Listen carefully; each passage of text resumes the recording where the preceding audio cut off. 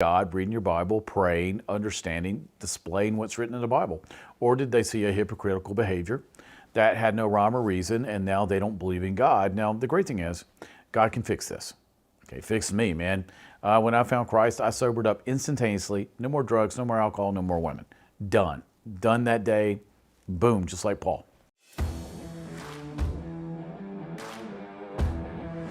Hey, welcome to a new episode of What's Your Problem? Today it's a little heavy probably for most, but it's a topic that I cover weekly with clients or with the public. So it's my kid's a drug addict. Right? Yeah, I told you it's gonna be a little heavy today. But you want a solution, right? You want to know what you can do. Mom and dad will call me a lot, right? I'm a pastor and a coach. And they'll say, my kid's a drug addict. How did it happen? What do I do now? What's the treatment process? You can imagine what else comes with it. So I'm going to only cover 4 things today, but I want to make sure that I give you some basis. So if you're struggling with a child that's been doing drugs, etc., hopefully this will help. All right, so number 1, you can come back and take notes, you can listen, you can pass this around, whatever you want to do with it. Number 1 is love. I tell my kids, and you may tell your kids the same thing, my love for you is not based on your behavior. My love's based on my love. That's there. Okay, so if I love you, whether you're my child or a friend, I love you. A lot of times we will put, as parents, not all, but some, a condition on the love. If you perform correctly, I'll love you. If you don't perform correctly, I won't love you. That's not how this works, excuse me. That's not how this works. So let them know you love them. Now, let me back up and ask you a question. Are you the reason they're a drug addict? Got to ask this question. I have to ask everybody as a pastor and a coach, so I don't have any choice. I am asking this question from the position of where I was as a drug addict. Yes, I started doing drugs 15, 16 years old, continued those to the age of 21, developed quite the problem. Where did I get the inspiration to do drugs? Well, my mom and dad were both alcoholics. My mom and dad split up. I'm on my own with my mom. My mom's a pretty severe alcoholic, so you can imagine, you've heard the stories. Mine are pretty similar to everybody else's. To cope, I started doing heavy amounts of drugs and then drinking on top of it and anything I could get my hands on. So you could say that due to a situation, an external situation, I became a drug addict. Now, I'm looking at you and going, did you have any part of this? You got to ask these questions, got to come up with every solution you can. All right, so that's part of the love thing. All right, number 2, God. All right, so I ask people again, I'm a pastor, man, so of course I'm going to work God into this. You look at someone who's on drugs and you have to ask a question like I do all the time. Is there a God or is there no God? It's yes or no. Either you believe in God or you don't. Is there a Jesus or no Jesus? Either you believe or you don't. That's how you operate from this thing. So remember something. If there's no God and we're trying to go through rehab and we're trying to find a solution and we're trying to get someone sober, then we have to look at the equation of time plus space plus chance, which means we're here by chance. Darwin's right. There's no rhyme or reason why we're here. And we have to get what we can get when we can get it while we can get it. All right, so if you ever saw the movie Scarface, I use this as an example. Tony Montana tried to get what he could get while he could get it because the world's not enough. So if that's the case, why are we doing drugs? Because there's no rhyme, no reason to life. Everything just happens. Everything's chance. I got to go get what I can get. I got to have fun while I can. You're trying to cramp my style. Drugs enhance my personality. They enhance, let's look at the experiments in the 60s of LSD. And a lot of universities were giving kids drugs to see if it helped enhance their artistic ability. Some people did it to see if they could talk to God. A lot of times they did see things. I know I've done hallucinogens in the past. I'm not talking about me now. I'm talking about the drug addict me. So if that's the case, you're going to do whatever it takes to get through this life. And you're going to sample things, you're going to do things to try to get pleasure. If I'm not getting pleasure out of this, maybe I can get this, maybe I can work on that. And you're going to go from that perspective. Now, let's switch this. Let's say that God's real, Jesus is real. So now we have time plus space plus a reason. Okay, now drugs don't make so much of a sense, do they? Because now, why am I doing drugs if I was put here for a reason? If God's real, if I have a reason to be here, if He's got a purpose, plan, direction for me, if He's going to give me an assignment, okay, then it doesn't make sense to impair myself doing a substance that slows me down, slows down my thinking, causes me to hallucinate, causes me to not care anymore, to be late, to be sloppy, to be dirty, to not bathe. Then now we've got a problem. See, so now if God's real, now I have a reason to sober up. I have a way to sober up. Remember this. When Jesus went to the cross, he went to the cross to solve all issues that we as people would ever face. I think drugs were on there, right? He didn't come out and go, okay, your kid's a drug addict, I'm going to fix this for you. That's not what he did there. But he said, everything's handled at the cross. All right, so now you have a reason to solve this. Now, you're the parent, so I don't know what you taught them in the home about Christianity. I don't know if you were the example or the role model. A lot of times people tell me, because I'm coming back to God, the worst thing that ever happened to the church were Christians, right? We hear that because it's personal behavior that's not based on Jesus, but based on us. And sometimes we don't change our personal behavior based on what we say believe. So did your kids see you honoring God, reading your Bible, praying, understanding, displaying what's written in the Bible? Or did they see a hypocritical behavior that had no rhyme or reason, and now they don't believe in God? Now, the great thing is, God can fix this. Okay, fix me, man. When I found Christ, I sobered up instantaneously. No more drugs, no more alcohol, no more women. Done. Done that day. Boom, just like Paul. So now you have to tackle this from, okay, rhyme, reason, got a purpose, got a plan. Do they know that? Does your child realize that they have a valued member of society? There is a reason why they're here. They have a skill set that they need to share with the world. They've got something wonderful to give the world. And has anybody sat down with them and explained that to them? Now, sometimes you, the parent, are not the person to handle this. A lot of times you call somebody like me. Pastors handle this, coaches handle this, therapists handle this, drug counselors handle this. Someone who's been down this road, I know in Hollywood, especially with rock bands, not going to use his name, but there's one guy in particular that everybody calls when they're ready to get sober, okay?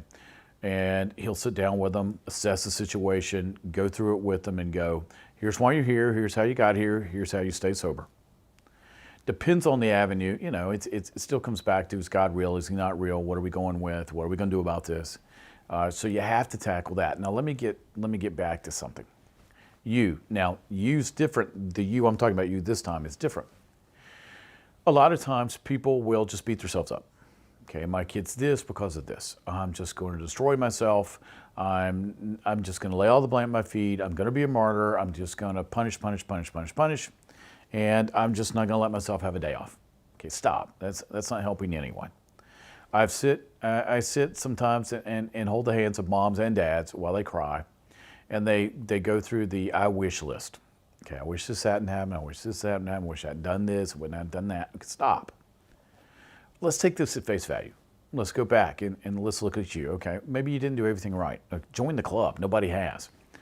It's what are you going to do forward? So, you know, okay, stop beating yourself up. There's a reason why your leg points forward, not backward. God didn't want you to sit and kick yourself endlessly for something you did, because there's nothing. Let me ask you this. Can you get in a time machine right now? Okay, I don't know. Maybe your neighbor has one, but I don't know. I've seen movies with one. But since it has not been invented, let's not try to change what happened. Let's not go with ideal situations. So people like to look at the past. If only, if this had happened, that had happened, this had changed.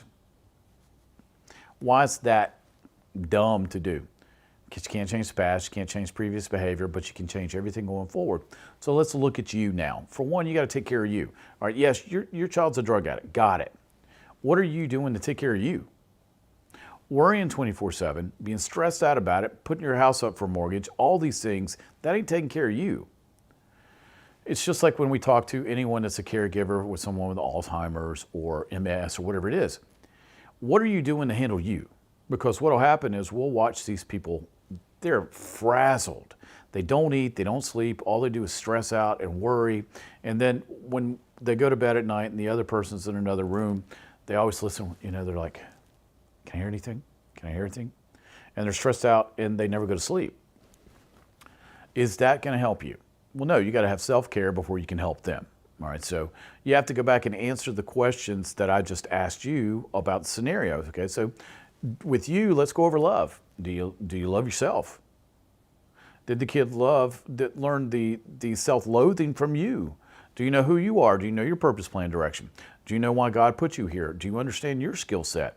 Do you understand what you have to offer to the world? Is your self-esteem low or high? How do you identify? Is it through Christ or is it through Lucifer? How do you get whatever your juice and what you need?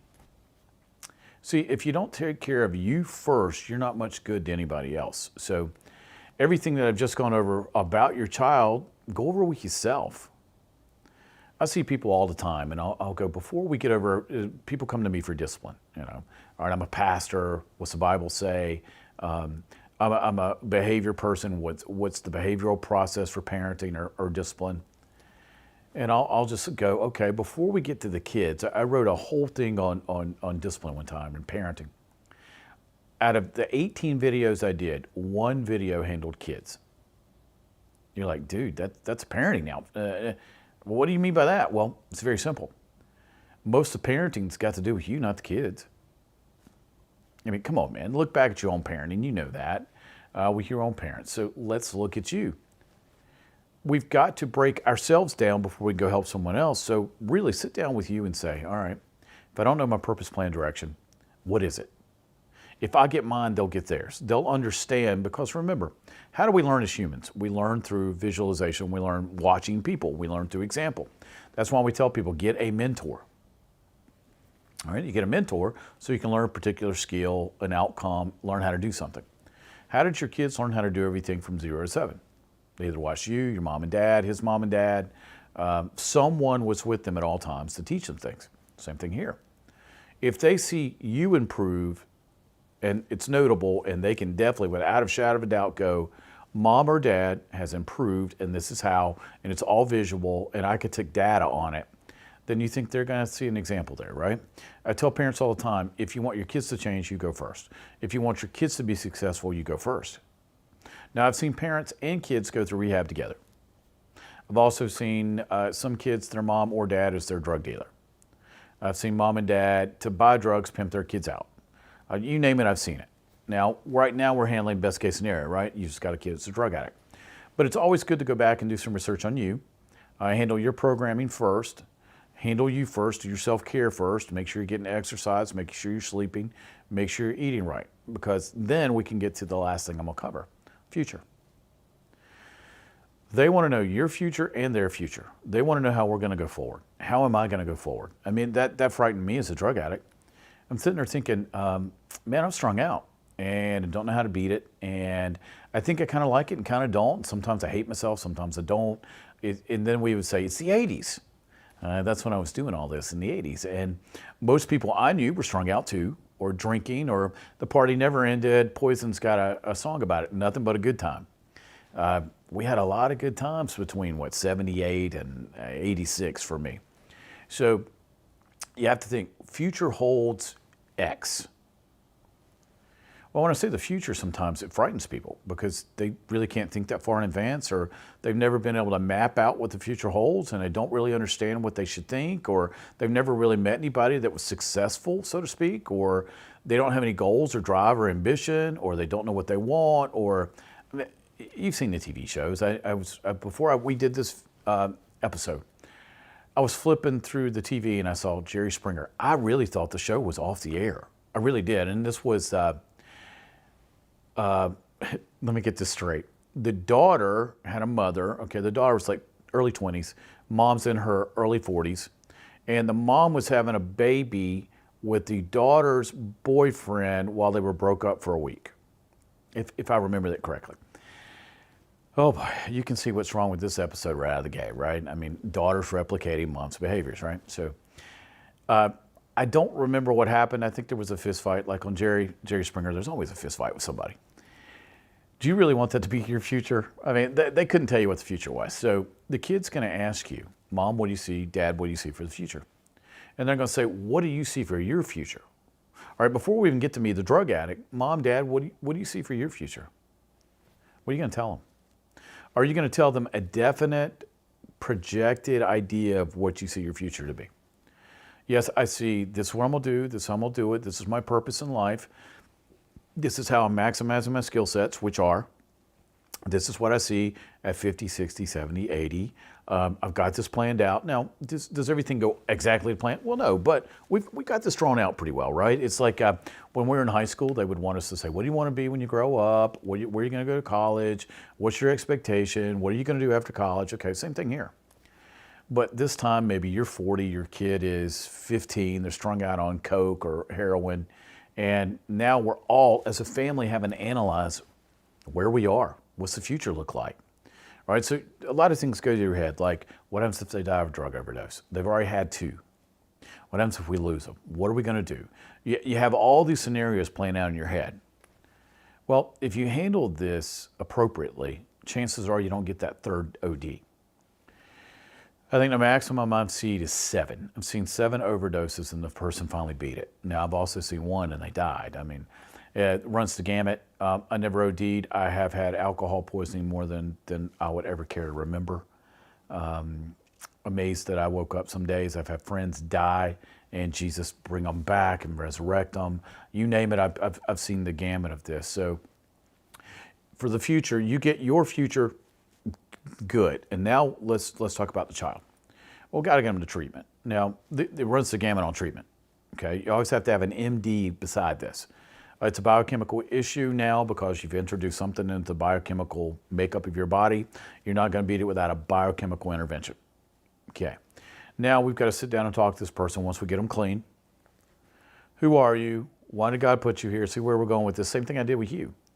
We have to determine, do they know why they're special? Do they know what their skill set is?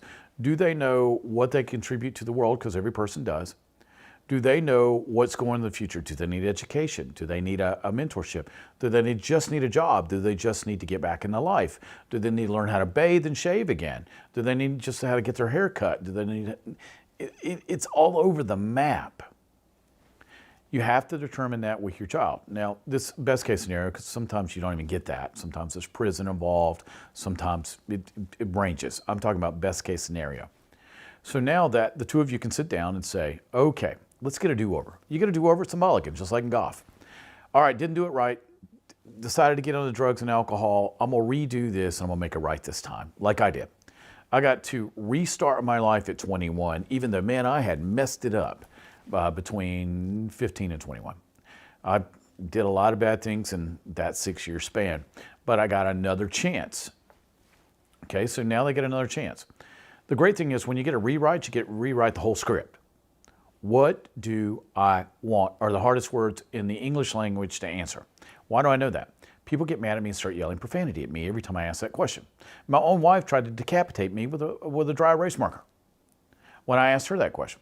How dare you ask me what I want? I've never had what I wanted. How dare you ask me that?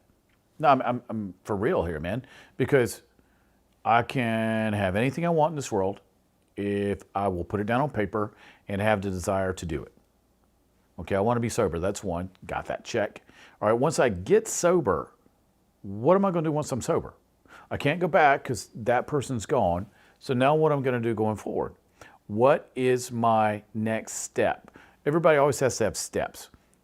What is it? You have to determine that. It's all based on the final outcome that you desire. What do I want? You can only answer that with them. You can't answer it for them.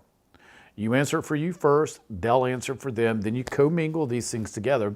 And the great thing is when parents do it with the kid. It's always great to be honest with your kid. Like if you're a parent, you say, I didn't do it right. All right, that's cool. Forgive me. Let's move on. Let's plan this together. Let's do this together. Let's go into the future together. It's always great to do this together. Addicts aren't going to beat this without a support team. Just not going to happen. Been there, done that. I had a phenomenal support team. Some of them are still with me to this day, almost 40 years later. That's so important. So I gave you 4 things. Take it for what it is. Again, this is a 8-hour seminar on my kid's a drug addict. I tried to give you a few minutes of my time to help you because since this is something that I have to answer all the time, I mean, this is a heavy topic. I know it. I have to answer this. So again, the whole idea of this whole episode is what's your problem? And your problem's a kid with a drug addict. So my kid's a drug addict. Help me. Hopefully some of this has helped. You can always go to my website, scotfriel.com, if you have any questions about who I am, what I do, and and any of my services, but this is done purely to help you find some answers to your issues. All right, I'm Scott Farrell. Thank you so much for being part of this, and my wish for you is that you go forward and today gets better, especially with this scenario. Take care.